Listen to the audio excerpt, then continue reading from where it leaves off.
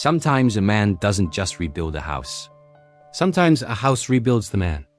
When Dan Preston first appeared on the Chateau Diaries, he seemed like the quiet, capable presence everyone relies on, the man with tools in the back of his van, trimming trees, clearing forests, and tackling every impossible task without complaint.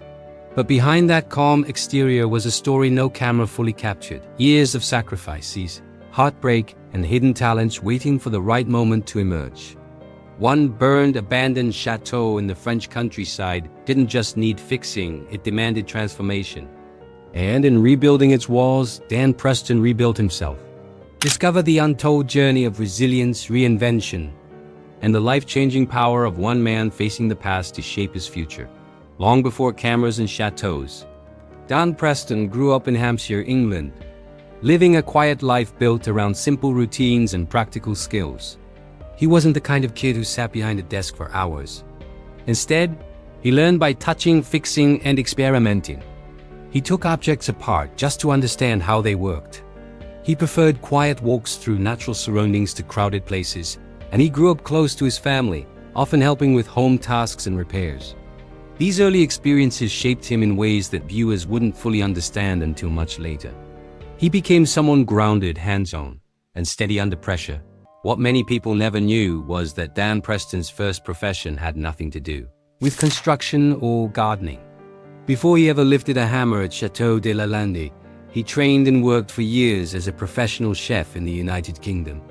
The fast-paced world of kitchens, pressure, discipline, long hours, and the constant need to stay calm left a permanent mark on him.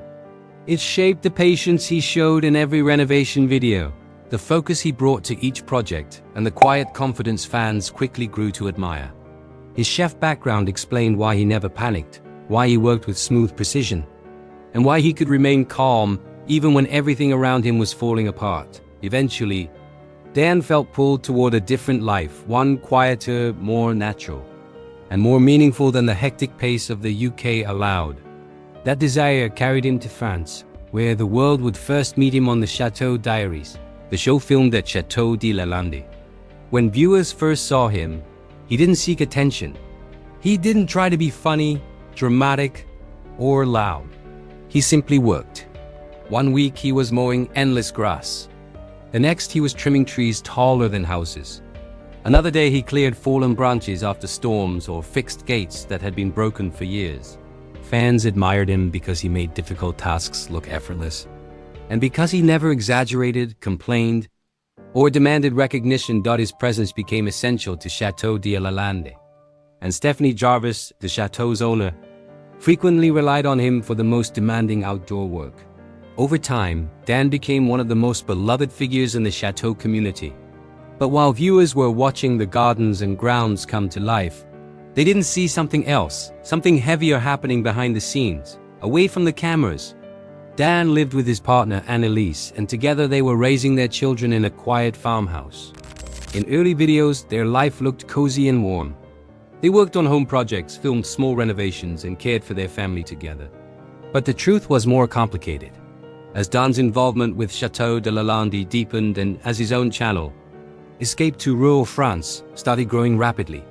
His daily routine filled with filming, editing, traveling, and constant work. His world became busier with every upload, every renovation, every expectation fans placed on him. Slowly, the time he once spent with his family faded. Viewers noticed the shift long before the couple confirmed anything. Dan appeared more often alone, working late, filming in remote areas, and spending more time at the chateau than at home. Questions began to appear in comments. Where is Annalise? Why isn't the family together anymore? But neither of them addressed the situation publicly. They kept their private life private. In 2021, the truth finally surfaced. Dan Preston and Annalise separated. Dan moved into a nearby Airbnb, while Annalise stayed in their farmhouse with the children, ensuring stability and continuity in their lives. There was no public drama, no accusations, and no emotional online breakdown. Just two people quietly choosing different paths after years of trying. And as Dan stepped into this new chapter of uncertainty, he made a choice no one saw coming. Instead of renting a new home or searching for a safer job, he bought a ruined chateau. A place the locals had abandoned long ago. A place destroyed in a devastating fire in the late 1980s. A place where most people saw only danger, loss, and hopeless rubble.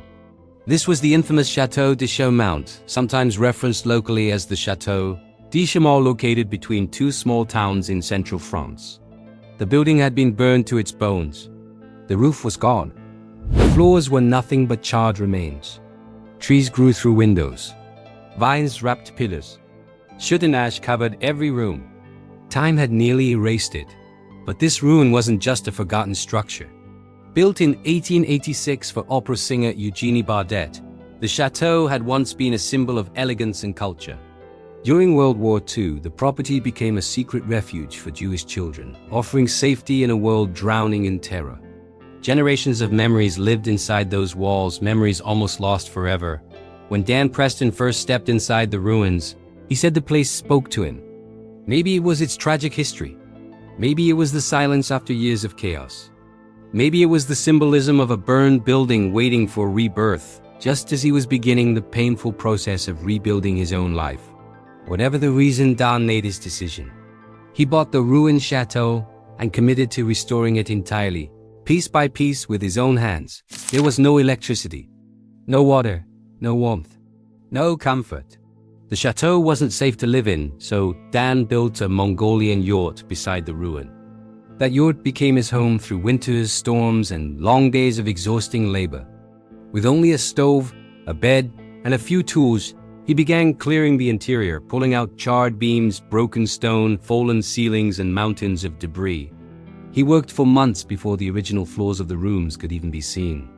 Once the interior was cleared, he fought the forest outside, cutting down overgrown trees, removing dangerous branches, and freeing the walls from nature's grip.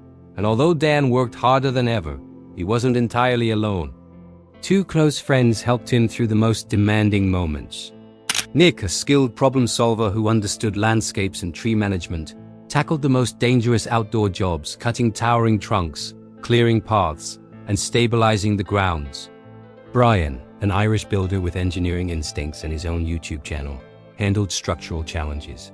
When heavy beams needed lifting, when exact angles mattered, or when new frames had to be engineered, Brian stepped in. Together, the three men worked from morning until dusk, often through bad weather and exhaustion.